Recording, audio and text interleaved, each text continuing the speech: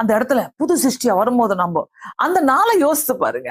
அந்த நாள் ஆண்டவருக்குள்ள நான் வந்த நாள், ஆண்டவருக்குள்ள நான் ஏற்றுக்கொண்ட நாள், ஆண்டவரை நான் சுமந்து கொண்ட நாள், ஆண்டவர் என்ன சுமந்து கொண்ட நாளெல்லாம் யோசித்து பார்த்தீங்கன்னாக்கா, அதெல்லாம் ஒரு புது சிருஷ்டிங்க. அதெல்லாம் ஒரு புதிய அனுபவங்க. அதெல்லாமே நம்மளை ஊக்குவித்த அனுபவங்கள்.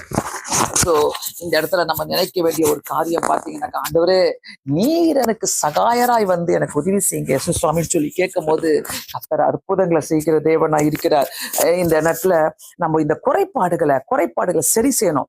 இந்த கவலைகளை சரி செய்யணும். அடிமைதானங்களை எப்பவுமே ஆண்டவருடைய பிள்ளைங்க புது சிருஷ்டியா இருக்கிறோம்னாக்கா ஒரு காரியத்துக்கு கூட அடிமையாகாதீங்க.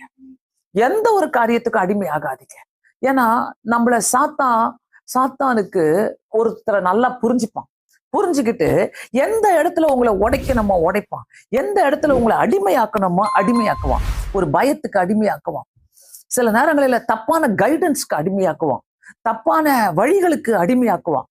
புரியாது, ஐயோ ஆண்டவரே நான் என்ன பண்ணிட்டு இருக்கிறேன், நான் என்ன நடக்குது என் வாழ்க்கையில, நான் இப்படி இல்லையே, நான் இப்படி வந்தது இல்லையே, நான் இப்படி பண்ணது இல்லையே என்று சொன்ன நாட்கள் எல்லாம் தாண்டி வந்து இன்னைக்கு நம்ம நிக்கிறோம்னாக்கா ஆண்டவர்கிட்ட கேளுங்க, ஏசப்பா இந்த பழைய அடையாளங்களை வைக்காதீங்க ப்ளீஸ்.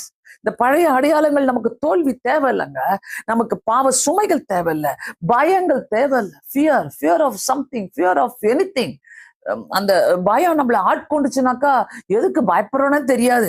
குறைபாடுகள், அதாவது ஆண்டவரே எனக்கு மட்டும் இப்படி நடக்குது, எனக்கு மட்டும் ஏன் இப்படி நடக்குது, ஆண்டவர் பெஸ்ட்டை வச்சிருக்கிறாருன்றத உணராத சமயங்களில தயவு செய்து நம்ம ஆண்டவர்கிட்ட ஒப்பு கொடுத்து ஜெபிக்கும் போது இந்த குறைபாடுகளை நீக்க வல்லவரா இருக்கிறார். சந்தேகம், பல இடங்களில சந்தேகம், ஆண்டவர் செய்வாரா எனக்கு?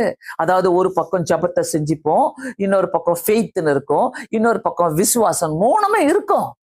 ஆனா இது மூணுமே இருக்கட்டும் ஆண்டவரே, இதுக்குள்ள நான் இருக்கிறேன், பட் இதை தாண்டி இதுல என்னுடைய சுயத்தைய நான் வச்சுக்கிறேன் அப்படின்ட்டு ஜெபம் பண்ணாதீங்க.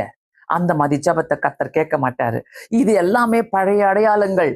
எல்லாம் நம்ம நல்லா பேசுவோம், எல்லாம் நல்லா சொல்லுவாங்க, நாங்க ஜெபிக்கிறோம்னு சொல்லுவாங்க, நாங்க விசுவாசிக்கிறோம்னு சொல்லுவாங்க, நாங்க வந்து ஆண்டவருக்குள்ள இருக்கிறோம்னு சொல்லுவாங்க, நாங்க நம்பிக்கை வச்சிருக்கிறோம் ஆண்டவர் மேலன்னு சொல்லுவாங்க. ஆனாலும் ஃபெய்த்தை வச்சுக்கிட்டு, விசுவாசத்தை வச்சுக்கிட்டு, இந்த பக்கம் இன்னொரு பக்கம் என்னுடைய சுயத்தை வச்சுக்கிட்டு, ஆண்டவரே இதுக்காக தான் நின்றுட்டு இருக்கிறேன், நான் இதுக்காக தான் வெயிட் பண்ணிட்டு இருக்கிறேன், இதுக்காக தான் நீங்க செய்வீங்கன்னு சொல்லி நின்றுட்டு இருக்கிறேன், இங்க வந்து ஆண்டவரே உங்களுடைய சித்தம், இதெல்லாம் பழைய அடையாளம், இதெல்லாம் பிகினிங், இதெல்லாம் தேவையில்லாதது, பிகினஸ்க்குரியது இதெல்லாம்.